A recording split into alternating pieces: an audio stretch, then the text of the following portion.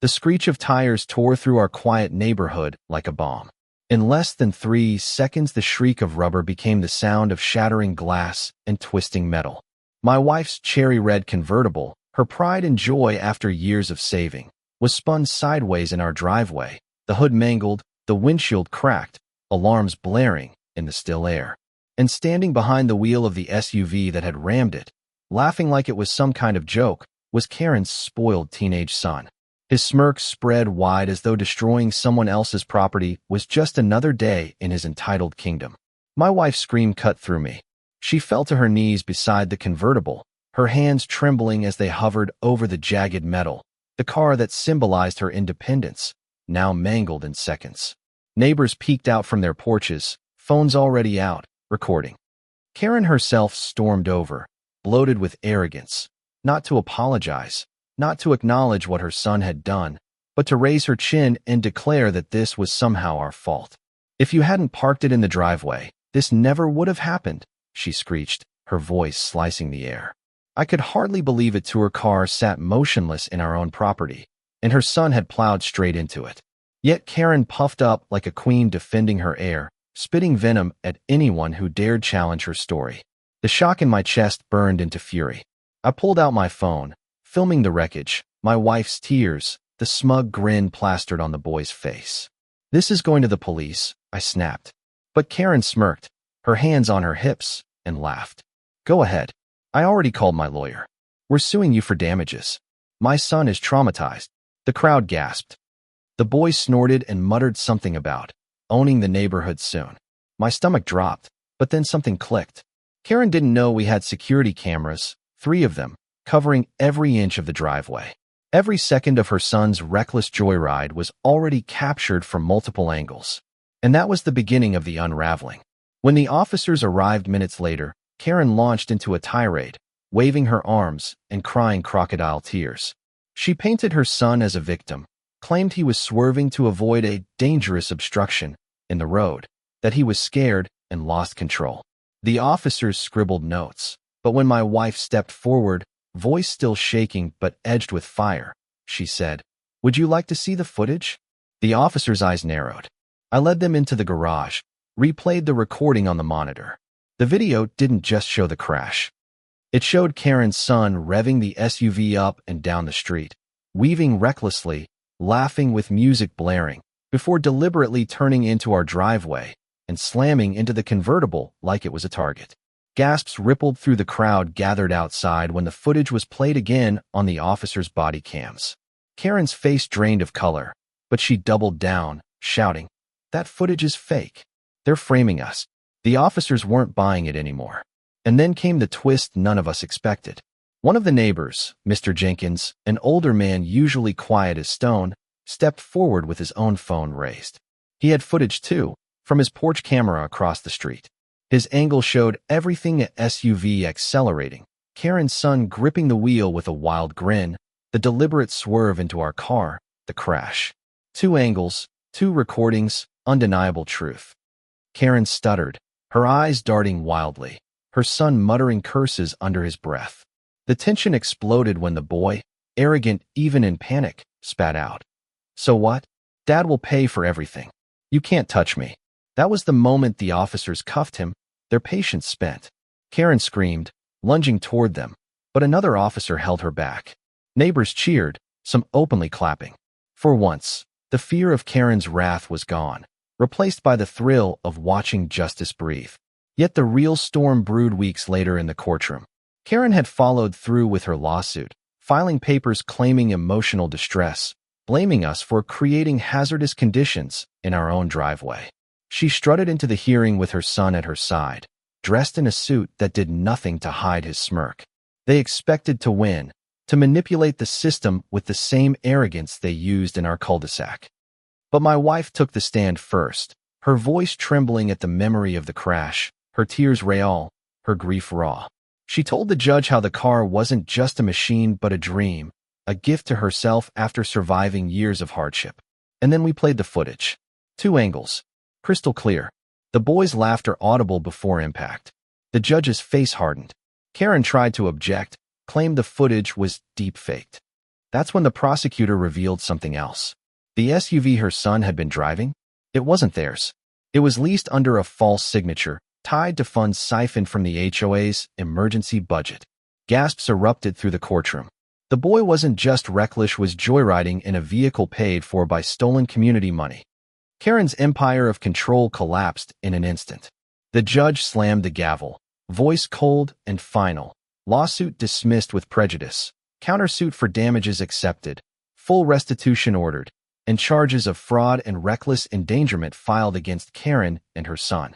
My wife gripped my hand, tears of relief streaming down her face, as Karen shrieked at the bailiff dragging her out of the courtroom. Her son, pale and trembling now, was led away too, his smirk gone. Our neighborhood erupted in celebration that night. People who had once cowered under Karen's iron fist lined our street with candles and music, a symbolic funeral for her reign of terror. My wife stood by the mangled convertible, a smile breaking through her tears as neighbors promised to help her rebuild. She had lost a car, but gained a community. Karen thought she could sue us into silence. Instead, she ended up paying the price for years of greed and cruelty. The courthouse felt like a theater when the final ruling came down.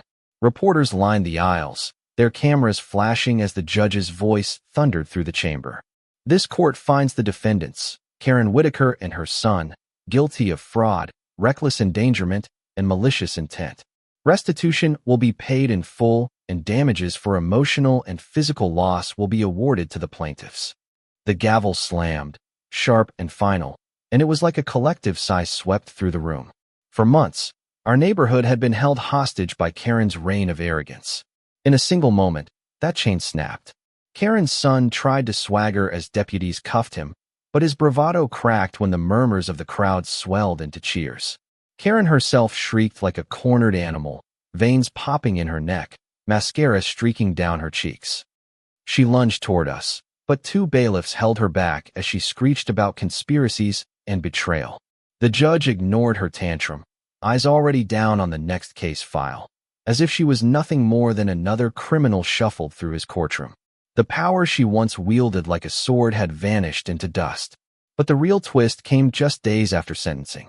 A local news outlet dug deeper, uncovering that Karen had used HOA funds not only to lease her son's SUV, but also to cover legal fees for her personal lawsuits, and even remodel her kitchen.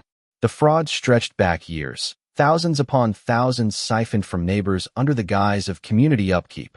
The revelation exploded across social media, clips of her courtroom meltdown going viral, tagged with hashtags mocking her downfall. What she had built as an empire of control became her public gallows. My wife, though, didn't gloat. She stood in our driveway, staring at the wreckage of her convertible as neighbors gathered around, offering condolences, even donations for repairs. She touched the crumpled hood with her fingertips, her voice quiet but steady. It's not about the car anymore. It's about proving no one, not even Karen, can trample over what's right. Those words became a rallying cry. Something remarkable happened next. The neighborhood, once fractured by fear and petty fines, came together. People donated parts, time, and labor. A local mechanic, who had once been fined by Karen for parking his work van too visibly, volunteered his entire weekend to help restore the car. Teens painted a mural on the garage wall, a phoenix rising from flames, symbolizing resilience. And for the first time in years, laughter rang freely down the cul-de-sac without the shadow of Karen's scowl. The courtroom battle also shifted something inside me. Watching my wife stand tall against Karen's lies, watching her cry on the stand but never break, filled me with awe. She wasn't just fighting for a car, she was fighting for dignity, for fairness, for the simple truth that bullies cannot win forever. The way she carried herself became an inspiration to the younger families in the neighborhood. Mothers told her they felt braver now. Fathers nodded with respect. Children whispered her name like she was some kind of hero. And in a way, she was. But Karen's story didn't end with the sentencing. Behind bars, stripped of her titles, her jewelry, her suburban throne, she was nothing more than another inmate with a number.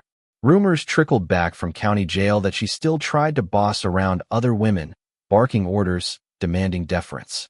But without power, without stolen money, without enforcers to back her, her commands fell flat. The irony was poetic. She who once ruled a neighborhood with fines and threats now had to share a bunk and scrub floors. Meanwhile, her son faced a harsher reality. Juvenile detention wasn't kind to entitled teens who thought they were untouchable. His smirk faded fast, and while part of me pitied him, a boy poisoned by his mother's arrogance, I knew he had chosen his actions that night. The wrecked car, the smug words, the lawsuit, they were his decisions too. Perhaps facing consequences would be the first real lesson of his life. The final act of this saga came on a warm Saturday, 6 months later, when the convertible rolled back into our driveway. Fully restored, gleaming in the sunlight, with a new coat of paint and polished chrome, it looked even better than the day my wife first bought it. Neighbors clapped and whistled as she slid into the driver's seat, her smile wide and free. She revved the engine, the purr echoing like a song of victory. But the most beautiful part wasn't the car, it was the crowd. Dozens of people, once divided and cowed, now stood together, united by what they had survived. My wife stepped out, leaned against the door, and raised her voice for everyone to hear. This car is a symbol, yes, but it's not about horsepower or luxury. It's about us. It's about never letting arrogance and greed destroy what we've built together. We stood up to a bully, and we won. Her words were met with cheers, laughter, and even tears. And as I stood beside her, pride swelling in my chest, I realized Karen's downfall had given us something greater than justice. It had given us our community back. That night, under string lights hung across porches, we held a block party. Children ran barefoot on the grass. Music filled the air, and for the first time in years, nobody flinched at shadows or whispered about fines. My wife drove the convertible slowly down the street, honking playfully as kids waved and clapped. It was more than a paradise, it was a declaration of freedom. Karen thought her son's SUV could crush more than metal. She thought she could sue her way into victory, spin lies into power. But in the end, the truth hit harder than any car ever could. Her arrogance crumbled in front of cameras, her empire of fraud collapsed, and her name became a warning, not a weapon. So here's the question I leave with you. When people like Karen abuse their power and then fall, is the justice system enough? Or should communities themselves take stronger stands to ensure bullies like her never rise again?